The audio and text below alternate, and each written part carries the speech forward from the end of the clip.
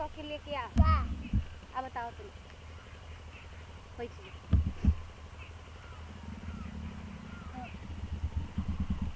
अच्छा हो जाए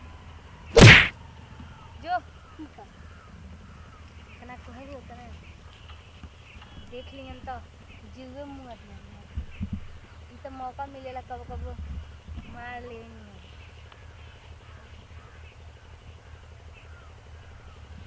बनवा ना मतलब सब दिक्कत हो गई।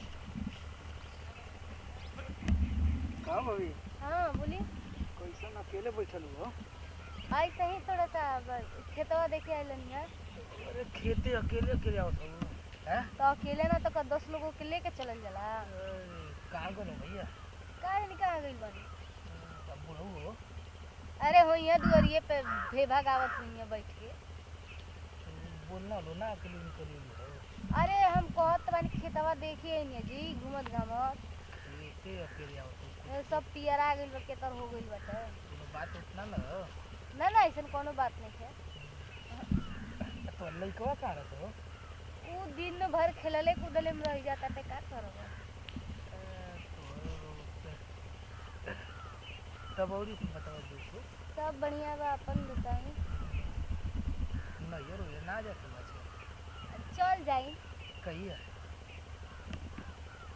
जहिया मन करी तहिया चल जाई। ये कोनो बात नहीं। शादी उदी ना पड़ती का उसको ही बढ़िया तो। हाँ? हाँ? शादी उदी ना पड़त हो? अब पड़ी अब मतलब लगन नहीं चलत ना। लोगन ना चाहते अब कोई लोगन चाहते। अरे मतलब चला था हमारे घर में कोनो बियाह करे लायक अभी नहीं था। अपने न कहत लो नहीं हां बहुत रानी है मतलब इन बहाना नहीं को बियाह करे लायक हम ही से करा दे कहां से। अरे दादा सही मतलब वाली हो बियाह करवा सार का इनका शादी करे हलवा लाइन डोरी चला था वैसे नाव को सा को है सार सुने है पड़वा। अरे ये पता या मलैटिया रे तेरा पता। अरे बाबूजी ने क्या रे है ने अरे जेरे अमल लमटनिया हां अब ओसे का बतिया उतरली अरे त कुछ नहीं वो का जनी एक नंबर का गांव का फराड आदमी है साला कहीं का वो कैसे आंख मारते लरे तो बस आंख ना मारत रहना। हां हम तो खेत देखे ही नहीं तू अचानक से आ गई ना तब बैठ गई ना बतिया लगना अपन दुख से। वही का बोबा मिलल तो के लाइन डोरी चलाव खातिर स्पेशल का डब्बा हो कहत है हम ऐसा कोनो काम ना करत रहनिया तो का देखत है पीछे से मार चोट में चोट भिड़ैले ही फालतू ना बतिया बाबूजी ठीक बा जो घर जो आओ तो खेत देखेगे तो आके हां मजाक बनैले बना कहिया जाई ए मोटकी ए हां बाबूजी ए धनवा में गेहूं पानी भरा के ना समझ में आता। हां ठीक बा हम पानी अब चलवा दे के उसे देख के मतलब आपका लइका तक घूमत न दिन भर उनके ना पता बा कि ओ सार के तो पूरा हवा में बात है घबरा मां। हां हां चले मां आओ की बुलवा पर काली हल्ले चल पाई पिया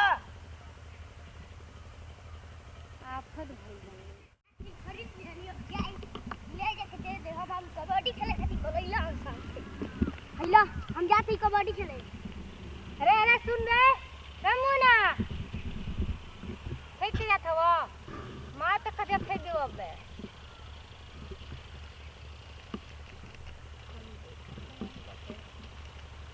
ना के दे रखिए जल्दी से खा लेना तो कितना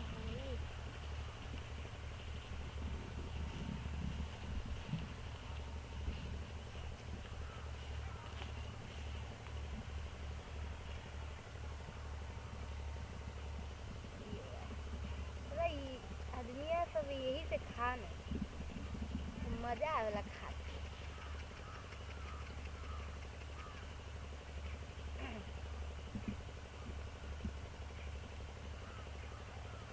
का खुशबू बस बस बस बस बस बस बस बस बस बस कर का समाचार बा ई का रे कौन चॉकलेट रे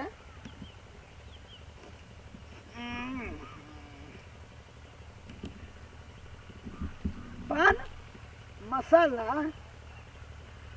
अरे पान का पतइयो बे शुद्ध प्लस गुटखा खाने से कैंसर होता हमें कंतरा है करे काहे खैलिया के कर हंसी खतरी के कर हंसी खतरी तो कहले रही है ना ओ दिन ते चूल्हे में के माटी खैले रहले तो का माना कैले रही ना कालतू फालतू चीज मत खाइए तो हम चूल्हे में के माटी छोड़ के ते हई गुटका खात रे करे करे बताओ ते का करे करे काहे खैले रे मुंह में तोरा मारबे के मार तोरा खबे रे खबे खबे रे खबे रे बोले खबे खबे खबे खबे तो मुंह में लेबे कि ना लेबे काहे खैले सब के खाला फाड़ के तो मौका नहीं तन चेक ते फाड़ के खात हवे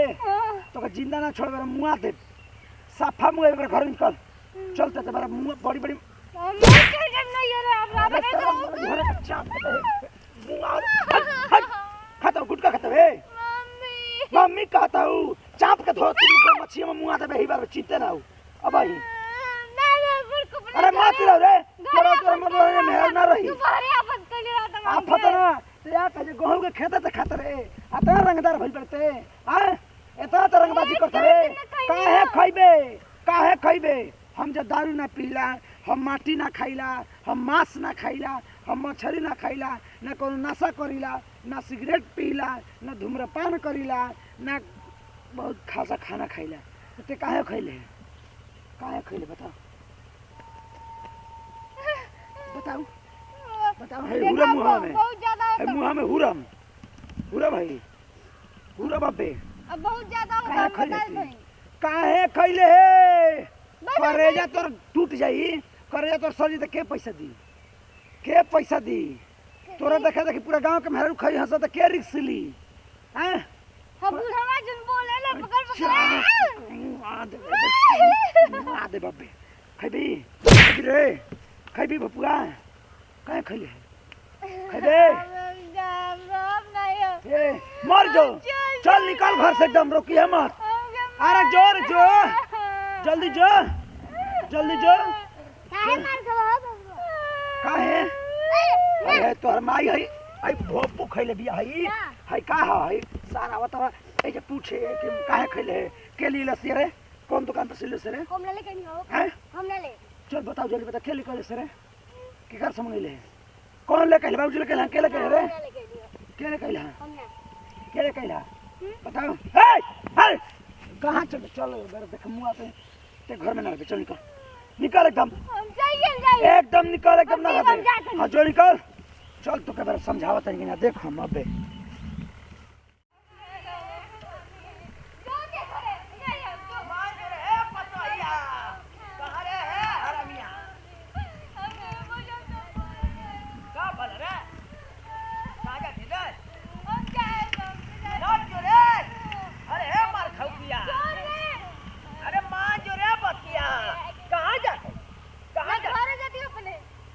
घर का आला रे हम अपने मम्मी पापा लग रहा तो कहां ना अपने मम्मी पापा के हे जो बोला ले जरा बाप हमके मारना खेते में लसार के कौन मारला रे तारे लइका गलती कौन कैले रही काली इतनी चुप तक खाइबे कहीं नहीं है का खाना नहीं हां काला रे दूध बोलो हैं दूध बोलो दूध का होला रे गुटका आता ठीक है तो कैला से मरला से तब का चाहिए तो हम तो कहती कि पूरा मार के एकर पेट में फाड़ दे फारसा से काट दे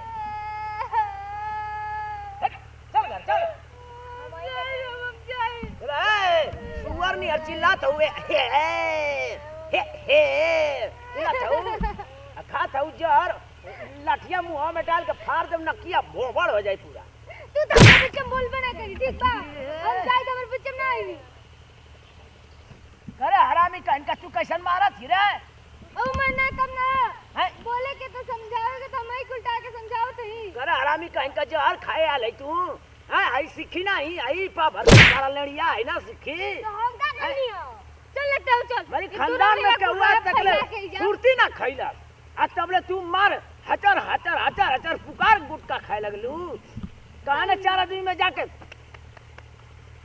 का सवा भाजत है जुओ खेल पूरा पैंट शर्ट पहिन ला हमार धोतिया पहले ला पहिर के जा मोछ ऐंठ के पूरा पुकार खा मार बेइज्जती कर देला पूरा गांव में गाँव के का रे ठीक है घर कहीं को वारियां जा था मुआ के हैं चलो चल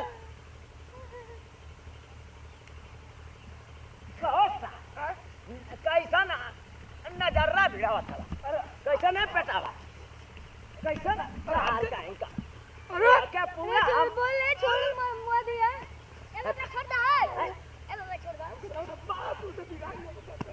ये सार कहीं का कैसन तावत है रे ये सारा कहीं का राजी भाई है